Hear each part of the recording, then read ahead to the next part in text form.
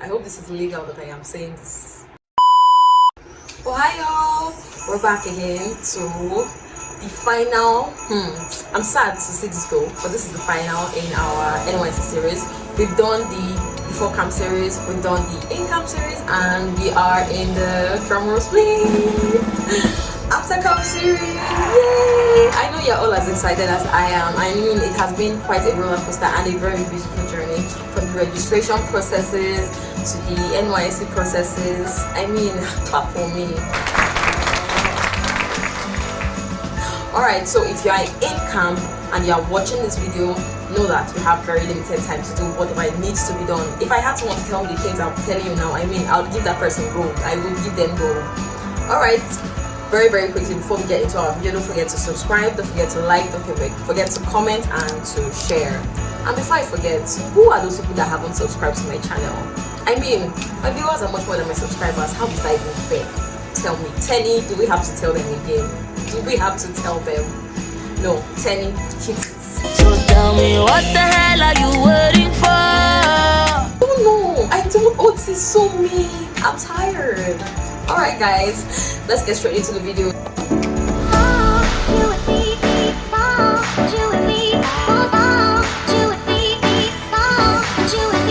Number 1, rest. After you are out of camp, rest. You need all the sleep that you deserve. But before you go to rest, there are 2 things involved. The first one is, if your PPA, the place that you are being given as your place of primary assignment, which is short form PPA, if the place that you are being given don't require core members, if you are unsure that these people need your services, need your presence, and you want to be a part of them, I would advise that you run to your PPA to go and present yourself. Because I mean, you might rest for 2 weeks, because NYSC usually gives 2 weeks of rest immediately after camp so that you can have some time to rest. So immediately you're out of camp, it's better, as long as you're unsure, immediately out of camp, it's better you go and report your PPA so that you tell them, oh, I was posted here. Let them say, we don't need you. Do you understand? Because if you go there and you go late and they tell you, oh, you should have come early, I mean, it's quite painful. That won't be your question, don't worry. That's one of it. The second one, you can rest if you are very certain that, oh, they need you. I mean, you are needed there. Rest.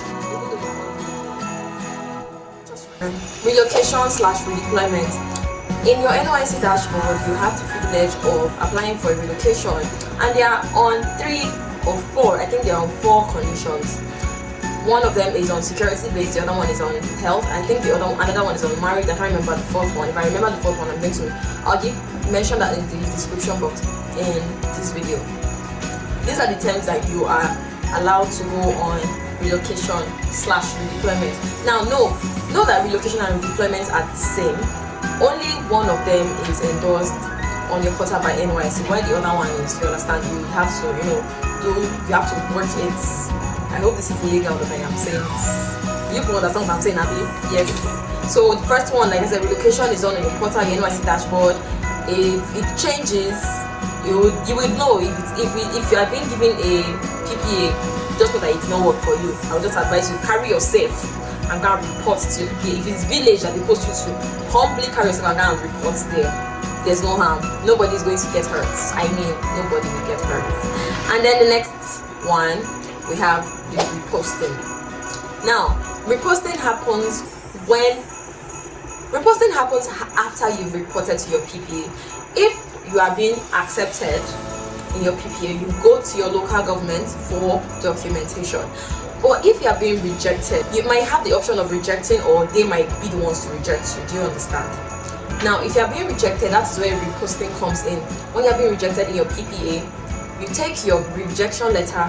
You'll be given a rejection letter. Mind you, your PPA letter has 2 options. It has the option of rejection and acceptance. They will just have to take one of them, and they will also issue you a rejection letter, just as they issue people an acceptance letter. You take your rejection letter to your local government, then you apply for a reposting, which is quite a stressful and strenuous process, but it is very smooth. I'll tell you, it's actually very smooth. It only depends on how fast your LGI or wherever it is that you're taking it to, maybe the NYSC Secretariat in whatever state it is that you're residing, if they take it there in time, they will post it, they would send it for you, and they'll send it in time. That is how reposting happens. And reposting usually takes effect 2 weeks or 3 weeks after you submitted. I mean, you have to write a letter and you attach a rejection letter to it before you take it to your, and I think your posting letter, the letter you're giving for your PPA, before you send it out, before they send it out rather. If your reposting doesn't work and you are not proud of it, okay, no, this is it. If after you are being reposted, if after you submitted your reposting letter and you are like, hey, what do you want to do now that you've been reposted, now that you are waiting for your reposting, my dear, hunt for PPAs. Don't just be idle, don't sit in one place. I will boldly and proudly tell you that after I took my own rejection letter to my local government, I spent a whole day looking for PPA. Although none of those places, I didn't work in any of those places that I went to. I mean, though it wasn't a waste of time, but it actually helped me. I took a whole day going to different companies. In a day, I went to like 8 companies. I am not exaggerating. I went to 8 companies. I mean, I may come here, I wore my 6/7 actually, and I was looking for PPA because I needed a placement. And I joined other platforms. There are other platforms that you can join. You have local governments, your local government platforms for your batch and everything. Maybe you're 24C, 25C, 26C, whatever year it is that you're watching this video. You have different platforms that you can join that they would actually write. You see people sending out broadcast messages, call members needed. Well, some of them sometimes might be fake. You have to do the inquiry, you have to do the clarification so you don't fall into the wrong hands. That's what I would advise you to do. Join other platforms. There's Telegram. Telegram does that as well. If you want to know what to do, I open my Telegram channel. There's a particular channel I'm on Telegram. I open it and then I just search NYSC call member in that particular platform there. Just type NYSC call member and you'd see different areas where call members are needed. And Utilise Job Placement Platform a lot. They're going to help you a lot. They will help you. I really hope I can talk more about these things.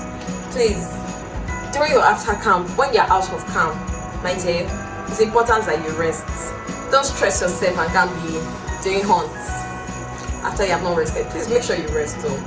I forgot to mention some things during the in-camp series and I will list them now. It's important that you know that when you are in NYSC camp during your 3 weeks orientation camp, when it comes to charging of devices like a phone or a power bank like this, each of them costs money. You can't charge in the hostels. There aren't any charging ports for you to charge, so you have to go to the mommy market to charge. A power bank costs more than charging a phone, but sometimes they are on the same price. I mean, it shouldn't be more than 300, 400, 500 as at this year that I am making this video, because I know you know what I mean.